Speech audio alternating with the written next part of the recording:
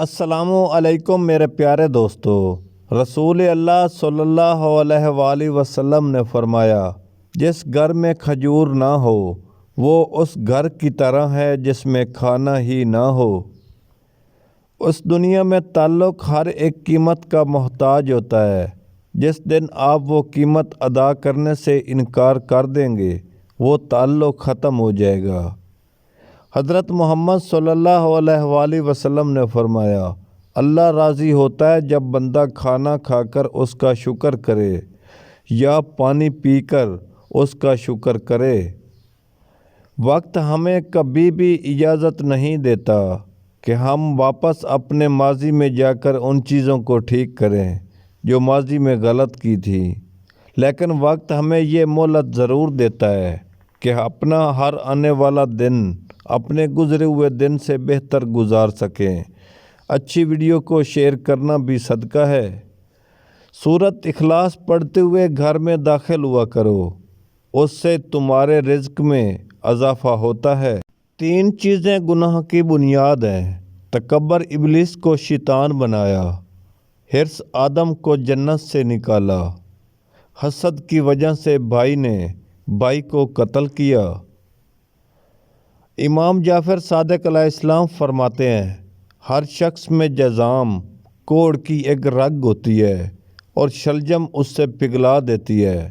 شلجم کے موسم میں شلجم ضرور کھاؤ۔ گندم کا دانہ 2 حصوں میں تقسیم ہونا ہمیں سبق دیتا ہے کہ جو رزق تمہارے رب نے تمہارے پاس پہنچایا ہے اس میں دوسروں کا بھی حصہ ہے۔ رسول اللہ صلی اللہ علیہ وآلہ وسلم نے فرمایا، جو شخص ہر ماہ 3 روز صبح کے وقت شہد چاٹ لیا کرے وہ کبھی کسی بھی بڑی آفت یا بیماری سے دوچار نہ ہوگا۔ اپنے اندر پرندے کی طرح عاجزی پیدا کرو جو آسمان کی بلندیوں کو چھو کر بھی گردن جھکا کر رکھتا ہے، اور بے شک عاجزی اللہ تعالیٰ کو پسند ہے۔ حضرت امام جعفر صادق علیہ السلام فرماتے ہیں، جس شخص کے ہاں اولاد نہ ہو وہ انڈے کھائے اور بکثرت کھائے۔ جھوٹے انسان کی اونچی آواز سچے انسان کو خاموش کرا دیتی ہے، لیکن سچے انسان کی خاموشی جھوٹے انسان کی بنیاد ہلا دیتی ہے۔ حضرت محمد صلی اللہ علیہ وآلہ وسلم نے فرمایا، اپنے رب کی رضا والد کی رضا میں ہے اور رب کی ناراضگی والد کی ناراضگی میں ہے۔ جب سایہ قد سے بڑا اور باتیں اوقات سے بڑی ہونے لگ جائیں تو سمجھ جائیں کہ سورج غروب ہونے والا ہے، توبہ کریں۔ حضرت محمد صلی اللہ علیہ وآلہ وسلم نے فرمایا، سارے انسان خطا کار ہیں اور خطا کاروں میں سب سے بہتر وہ ہے جو توبہ کرنے والے ہیں۔ انسان کو اس کے حالات نہیں اس کے خیالات پریشان کرتے ہیں۔ حالات تو وقت کے ساتھ ساتھ بدلتے رہتے ہیں، خیالات کو بدلنا آسان نہیں ہوتا۔